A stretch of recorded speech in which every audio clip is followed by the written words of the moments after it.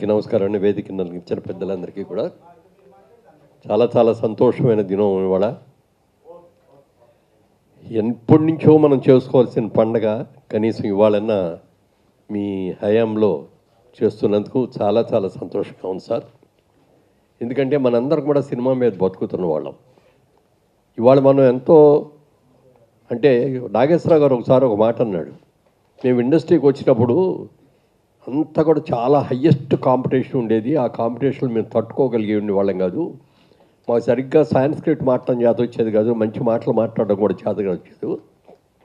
ఆ రోజుల్లో ఉన్నవాళ్ళు చాలా చక్కగా పాడగలిగిన వాళ్ళు, నటించగలిగిన వాళ్ళు ఉండేవారు, ఏ విధమైన అవకాశాలు కూడా ఉండేవి, మాలాంటి వాళ్ళు చూసి హీనంగా కూడా చూసేవారు. అందుకని ఇవాళ మీరు వచ్చారు, మీకు ఇండస్ట్రీలో ఉన్న కష్టాలు మీకు తెలియదు.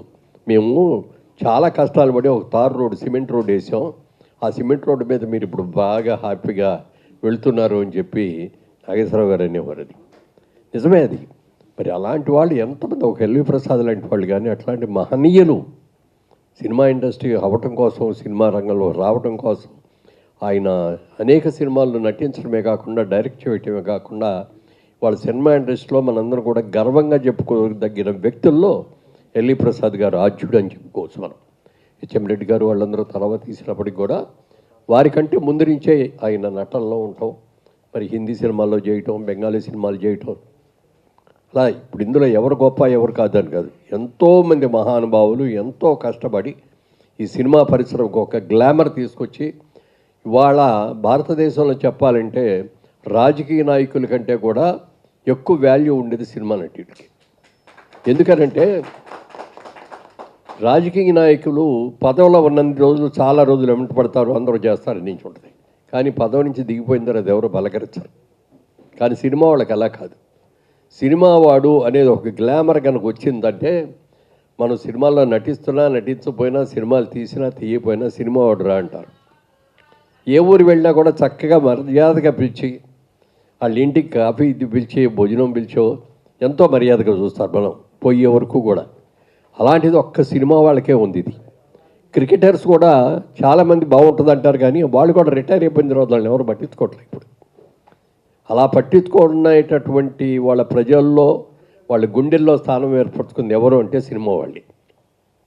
ఇలాంటి సినిమా ప్రతి సంవత్సరం కూడా పండగ చేసుకోవాలి. నిజంగా ఇన్నాళ్ళు ఎందుకు చేయలేదు అనే దానికి ఎన్ని కారణాలు ఉండొచ్చో నాకు తెలియదు, కానీ ఎప్పుడు చేసి ఉండాల్సింది. ఇప్పటికైనా దాము గారు నడువు కట్టి ఇది చేస్తున్నందుకు వారిని మనస్ఫూర్తిగా నేను అభినందిస్తాను. అలాగే ఛాంబర్ ప్రెసిడెంట్ గారిని, మిగిలిన వాళ్ళందరూ కూడా. సినిమా పరిశ్రమ ఎన్నో విభాగాలు ఉన్నాయి, అన్ని విభాగాలు వాళ్ళు కూడా చేతులు కలిపితేనే ఇది ఒక అద్భుతమైన పండగగా చేసుకోవడానికి అవకాశం ఉంటుంది. కాబట్టి ఖచ్చితంగా మరి ఫిబ్రవరి 6 అనేది డేట్ బాగుంది. మరి కాకపోతే మరి నాకు చెప్పినట్టుగా మరి ఆ ముందు రోజు ఆ సినిమా మనకు తెలుగు సినిమా కదా ముఖ్యం.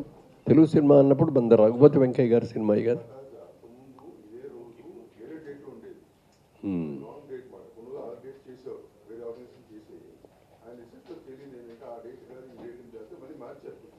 ఓకే, అదేలేండి. ఏదేమైనా డేట్ ఏమిటి అనే దాని మీద కావాలంటే ఇంకా చర్చ చేసుకొని ఒక డేట్ డిసైడ్ చేస్తే బెటర్ అండి. అది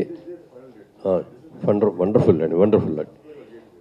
ఈ కార్యక్రమాన్ని నిన్న దామగారు చెప్పినప్పుడే, ఫోన్ చేసి చెప్పినప్పుడే అన్నారు, చాలా పెద్ద ఎత్తున చేద్దామని అనుకున్నామండి, ఇది ఫస్ట్ ఇయర్ కదా, డేట్ మళ్ళీ దాటిపోతుంది, ఇవాళ సింపుల్గా చేద్దాం ఈ సంవత్సరం, నెక్స్ట్ ఇయర్ నుంచి దాన్ని చాలా గ్రాండ్గా చేద్దామని చెప్పి ఆయన చెప్పారు. చాలా చాలా సంతోషం అండి. ఇవాళ మీరు, మేము, మనము అందరం కూడా సినిమా వాళ్ళు, సినిమా ప్రపంచంలో ఉన్నాం చెప్పుకోవడానికి అందరం కూడా గర్వపడాల్సిందే. ఇంత మంచి అవకాశం రావంటే ఆ భగవంతుడు మనకి ఇచ్చిన అవకాశం ఇది. అలాంటి అవకాశం మనకి ఇచ్చినందుకు, ఈ పరిశ్రమలో మనం ఉన్నందుకు, మనగలిగినందుకు, మరి ఎంతోమంది నిర్మాతలు ఇవాళ ఉండవచ్చు, ఉండకపోవచ్చు, కానీ అలాంటి వాళ్ళందరూ ఎంతో కృషి చేసి మన ఈ ప్రపంచంలో, ఈ సినిమా ప్రపంచంలో ఉండేటట్టు చేశారు అంటే, ఇంతమంది అద్భుతమైన టెక్నీషియన్ని, ఇంతమంది ఆర్టిస్టులని ఎంతోమందిని చేశారంటే దీనికి అంతటి కూడా సినిమా పరిశ్రమ, సినిమా తల్లి మనది. మేము మెడ్రాస్లో ఉండగా చాలాసార్లు గౌరవంగా చెప్పుకునేవాళ్ళు, మీది ఏంటంటే క్యాస్ట్ అంటే మాది సినిమా కులం అండి అనేవాడు. మాదంతా ఒక కులం అండి, సినిమా కులం, సినిమా వాళ్ళం అని గర్వంగా చెప్పుకునేవాళ్ళం.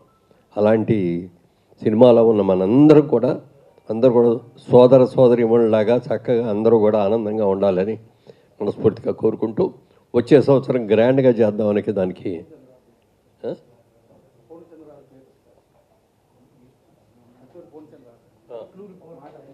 వచ్చారు. ఓ. పురస్కారం ఇస్తున్నారా అంటే ఇక నా విషయం కోర్టుకు వచ్చేటప్పటికి నన్ను ఫస్ట్ 73లో ఇంట్రడ్యూస్ చేసింది అట్లూరి పొంచంద్రరావు గారు.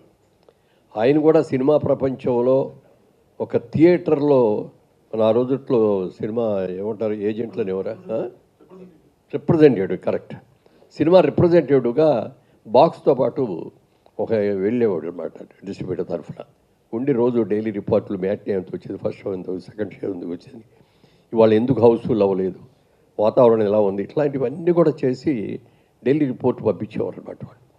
ఆయన అట్లూరి పొంచంద్రరావు గారు అక్కడి నుంచి ఆయన జీవితాన్ని ప్రారంభించి తర్వాత మెడ్రాస్ వచ్చి మెడ్రాస్లో ప్రొడక్షన్ అసిస్టెంట్ లాగా చేరి అక్కడి నుంచి ప్రొడక్షన్ మేనేజర్ అయ్యి ఆ తర్వాత సినిమా ప్రొడ్యూసర్ అయ్యి ఎన్ని సినిమాలు తీశారు ఆయన అసలు అద్భుతమైన సినిమాలు తీశారు తెలుగులో తమిళ్లో హిందీలో మరి ఎన్ని అనేక భాషల్లో తీశారు ఎంతోమంది ఆర్టిస్టులని టెక్నీషియన్లు కూడా పరిచయం చేశారు గొప్ప వ్యక్తి ఇప్పుడు 92 ఏళ్ళు ఆయనకి ఇప్పటికి కూడా ఆరోగ్యం సహకరించకపోయినా అసలు ఎంత గుర్తంటే నిన్న వారం రోజుల క్రితం కూడా ఆయనతో కూర్చొని మాట్లాడాం ఎప్పుడెప్పటి కబుర్లో ఎంత జ్ఞాపక శక్తిగా ఉందో చెప్పడానికి లేదండి అలాంటి వ్యక్తి ఇప్పటికీ ఉండగలగడం ఆయన దగ్గర చాలా సలహాలు తీసుకోవచ్చు మనం కూడా ఇక్కడే ఉంటున్నారు ఇప్పుడు ఆయన షిఫ్ట్ అయిపోయారు ఇక్కడికి తప్పకుండా వారికి కూడా అలాగే ఎంతోమంది పెద్దలు ఎందరో మహానుభావులు అందరికీ వందనాలు